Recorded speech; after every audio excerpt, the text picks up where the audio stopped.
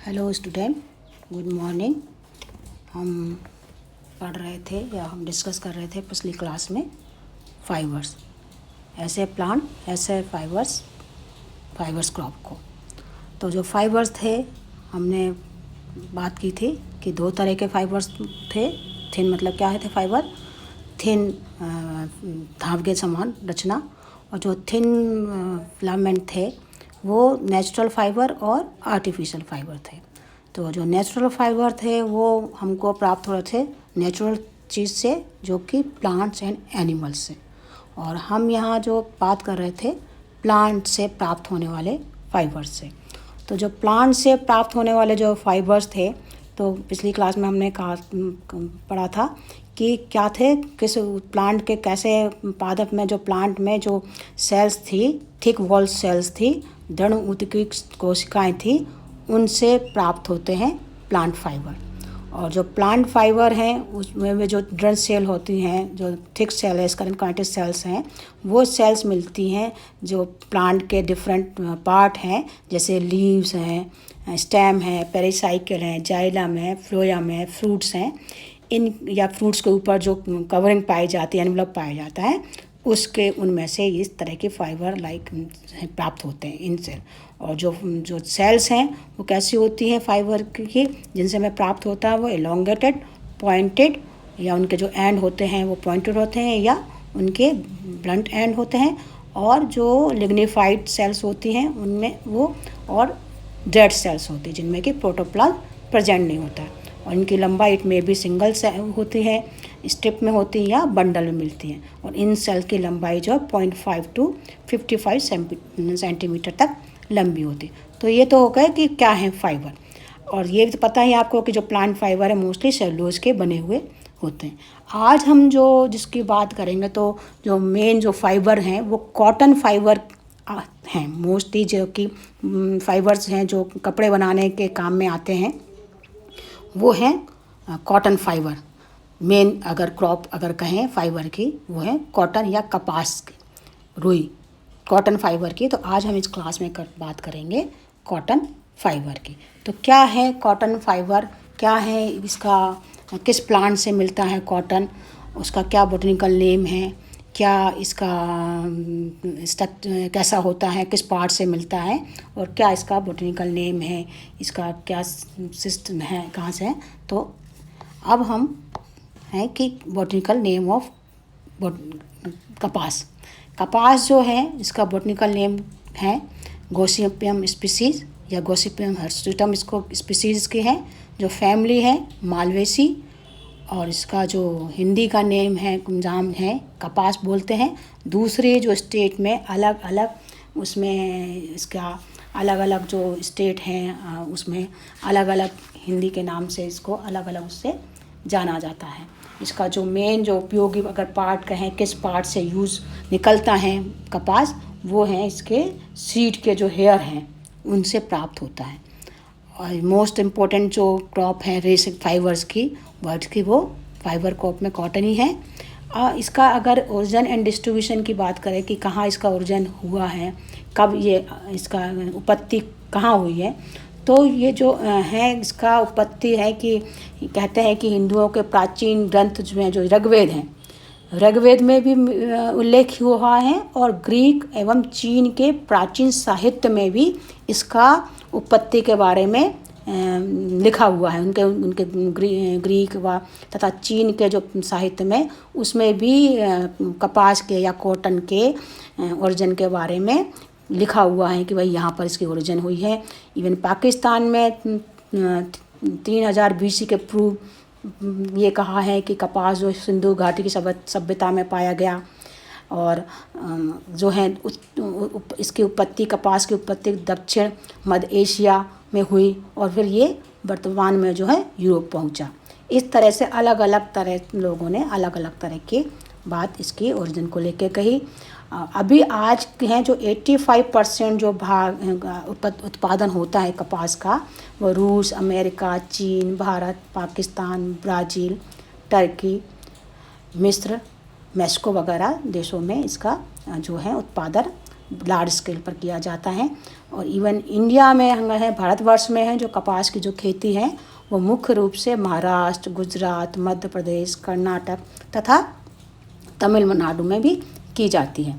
जैसे कहते हैं कि मुख्य रूप से इसकी खेती जो रूप है पंजाब में ज़्यादातर इसकी कपास की खेती की जाती है। इसके अलावा उत्तर प्रदेश और राजस्थान में भी कई क्षेत्रों में ये उगाया जाता है। पहले ये कहते हैं कि इंडिया में जो पहले डेका मसलिन नाम का जो क्लॉथ बनाया जाता था वो पूरे संसार में प्रसिद्ध था। इतना ज़्यादा अच्छी क्वालिटी का ये डेका मसलिन नाम का क्लॉथ था जो पूरा सॉफ्ट और अच्छा था, जो पूरे वर्ल्ड में इसका नाम था कि भाई बहुत ही अच्छा कॉटन क्लॉथ है ये। अब ये है कि इसका क्या बोटेनिकल कैरेक्टर है, क्या इसका वानस्पतिक लक्षण है प्लांट के, कैसा दिखता है ये प्लांट, क्या है इसका। तो जो प्लांट है इसका पादप है कपास का, ये 1 वर्षीय मतलब एनुअल या पेरिनियल छोट पौधा श्रब टाइप है, 1 वर्षीय होता है या ये बहुवर्षीय। 1 वर्षीय और बहुवर्षीय इसलिए कहते हैं कि क्योंकि इसकी जो स्पीसीज़ हैं इट मे बी 1 साल की है या पेरिनियल भी हो सकती हैं। इसकी जो लंबाई है, ऊंचाई जो है 1 to 2 मीटर तक होती है। श्रब है मतलब झाड़ीनुमा स्ट्रक्चर होती है इसकी, झाड़ीनुमा प्लांट है इसकी। टैप रूट सिस्टम पाया जाता है इसमें प्लांट, इसमें जो है root system tap root system है। और जो लीव्स हैं वो सिंपल लीव्स होती हैं, और ये जो लीव्स सिंपल होने के बाद में हस्ताकार या पामेटली लोब्ड होती है। मतलब हस्ताकार जैसे पामेटली 5 उंगलियों जैसे लोब्ड होती हैं, ऐसी लोब्ड पामेटली लोब्ड होती हैं। जो फ्लावर हैं उसके वो बड़े आकार के होते हैं, बाइसेक्सुअल होते हैं, रेगुलर हैं इसका होते हैं, सॉलिटरी होते हैं और बाइसेक्सुअल होते हैं। लीव्स जो फ्लावर के जो हैं वो इसमें भी येलो कलर के होते हैं, और बाद में जो इसके येलो कलर के इसके फूल होते हैं, और बाद में जो इसमें जो अंदर की तरफ जो गाइनेंशियम है क्रिम्सन रेड कलर का दिखाई देता अंदर की तरफ से। इसका जो फ्रूट्स हैं वो 3 to 5 चैम्बर्ड होते हैं और कैप्सूल कहलाता है जिनको, या डोडा, कपास का डोडा भी उसको कहते हैं। प्रत्येक जो कैप्सूल में जो है वो जो है 9 सीड मिलते हैं, बीज जो है 9 बीज लगे रहते हैं इसमें। और जो कपास का जो सीड है वो अंडाकार, नोकदार व भूरे रंग का होता है, जो बाद में सफ़ेद रंग के उसमें कवर्ड हो जाता है, ढके मुलायम रेशों से, जो सफ़ेद चमकदार दीर्घ मुलायम रेशों से ढके रहते हैं। इसका जो सीड में ये वाइट कलर के जो है थ्रेड लाइक स्ट्रक्चर, बाहर जो कवरिंग है पूरा एनवलप जो है वो थ्रेड लाइक स्ट्रक्चर जो है उसको से ढके रहते हैं धागेनुमा रक्षण से। और जिसको जो बाह्य बीज छोल जो है वो टेस्टा की उसको 2 प्रकार के रेशों में आउटग्रोथ उसमें मिलती हैं, जैसे लिंट, स्टेपल या इसका फज। 2 तरह के लिंट होते हैं, जो बाहर सफ़ेद रंग के लंबे मोटे धागे होते हैं सेलुलोज के, और जो बीज के अंदर सूक्ष्म रोए पाए जाते हैं जिनका फज है, उनका जो आर्थिक महत्व जिनका नहीं होता है। तो ये बात तो हो गई कि कैसा प्लांट है, एनुअल प्लांट, पेरिनियल प्लांट है इसमें। और इसका जो लंबाई इसकी है सर्व है 1 to 2 मीटर की होती है। इसमें जो टैप रूट सिस्टम है, जो रूट सिस्टम है टैप रूट होता है। स्टुपुल पाए जाते हैं लीव्स में, जो पामेटली लोब्ड लीव्स हैं। जो फ्लावर है solitary, axillary, regular and bisexual होता है। जो फ्लावर है येलो कलर के होते हैं, बड़े होते हैं। कैप्सूल, इसमें जो सीड है वो कैप्सूल होते हैं और उनमें 9 जो है बीज मिलते हैं। तो इस तरह के तो इसका फ्रूट्स हैं। अब हम इसके बात करें कि इसको जो कपास की जो खेती के लिए क्या क्लाइमेट चाहिए, क्या चाहिए, कैसा इसको रेनफॉल चाहिए, कितना टेम्परेचर चाहिए। तो टेम्परेचर और रेनफॉल की अगर बात करें कपास की कि कैसा चाहिए इसको के लिए क्लाइमेट एंड सॉइल क्या चाहिए, तो जो कपास जो है वो ट्रॉपिकल क्रॉप है। ट्रॉपिकल क्रॉप मतलब हॉट एंड ड्राई जलवायु का पौधा है, जिसके लिए ज़्यादा उष्ण व शुष्क जलवायु चाहिए। जो ऐसे गर्म क्षेत्रों में उगता है जहाँ का जो तापमान है 21 डिग्री सेंटीग्रेड और 44 डिग्री सेंटीग्रेड के बीच का होना चाहिए, इसके बीच नहीं है। कितना ट्रॉपिकल तो है ही, ड्राई, हॉट एंड ड्राई, और 20 डिग्री सेंटीग्रेड से 44 डिग्री, मतलब 26 डिग्री सेंटीग्रेड का टेम्परेचर इसके लिए ठीक होता है। अगर रेनफॉल की बात करें तो रेनफॉल चाहिए 75 टू 250 सेंटीमीटर तक। उस क्षेत्र का जहाँ पर ये कपास की खेती हो वहाँ का जो रेनफॉल है वो 75 टू 25 सेंटीमीटर तक होने चाहिए। और जो कपास का जो मेन जो प्रारंभिक में जो इनिशियल स्टेज पे जो होना चाहिए मॉइस्ट, जो नम वातावरण किया जब अगर इनिशियल जब हम सोइंग कर रहे हैं उस टाइम जो एटमॉस्फेयर में है वो मॉइस्ट होना चाहिए, नम वातावरण की ज़रूरत होती है। जबकि फसल पकने के समय ड्राई जलवायु चाहिए, मतलब ड्राई होना चाहिए, वहाँ की शुष्क जलवायु इसके लिए सही होती है। और पकने के अवस्था में एक तो है कि जब अगर पक गई है फसल, जब इसमें जो बन गए हैं, फ्रूट पक गया है, फ्रूट पकने के टाइम इसमें क्या होना चाहिए कि बरसात नहीं होनी चाहिए। बरसात होने से क्या हो जाता है कि मैच्योर होने की अवस्था में क्या वर्षा नहीं होना चाहिए। वर्षा होने पर इनके क्या होता है, रेशों का जो है वो रंग खराब हो जाता है, और उस रंग खराब होने से क्या होता है कि रेशों के अंदर कोई भी जो फंगल डिजीज़ वो लगने की संभावना हो जाती है, जिससे कि वो रेशे की क्वालिटी डाउन हो जाती है, क्वालिटी ख़राब हो जाती है। मतलब रंग तो ख़राब हो जाता है, वाइट कलर के ना होके वो उसमें फंगल डिजीज़ अगर लग गई है तो नेचुरल वो ब्लैक कलर के हो जाएंगे या दूसरे गंदे हो जाएंगे, जिससे कि उनकी क्वालिटी ख़राब हो जाएगी और उनका क्वालिटी ख़राब होने की संभावना बन जाती है।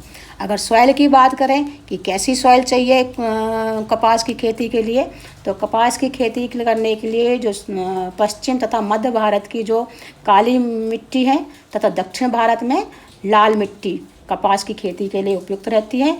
इसमें जो सॉइल में कार्बनिक पदार्थ की मात्रा कम तथा कैल्शियम पदार्थ की अधिक मात्रा होती है। इस तरह की मिट्टी में क्या होता है, कार्बनिक पदार्थ की मात्रा तो कम होती है तथा कैल्शियम की मात्रा अधिक होती है। और इस तरह के जो मिट्टी होती है इसमें जो मॉइस्चर रिटेंशन कैपेसिटी होती है, मतलब उसमें नमी बनी रहती है। इस प्रकार के मिट्टी में जो है, अगर इस तरह की मिट्टी है जिसमें कि मॉइस्चर रिटेंशन की कैपेसिटी है, तो वो मिट्टी में इस तरह के बार बार इरिगेशन की या बार बार सिंचाई की जो है आवश्यकता नहीं होती है। तो ये तो बात हो गई है कि कैसे कपास या कॉटन या के जो है प्लांट हैं, या आज फाइबर क्रॉप है कपास या फाइबर क्रॉप कॉटन है, उसका बोटेनिकल नेम क्या है और उसका ओरिजिन एंड डिस्ट्रीब्यूशन कैसा है और मॉर्फोलॉजी कैसी है प्लांट की, और प्लांट को ग्रो करने के लिए कैसा क्लाइमेट की आवश्यकता होती है।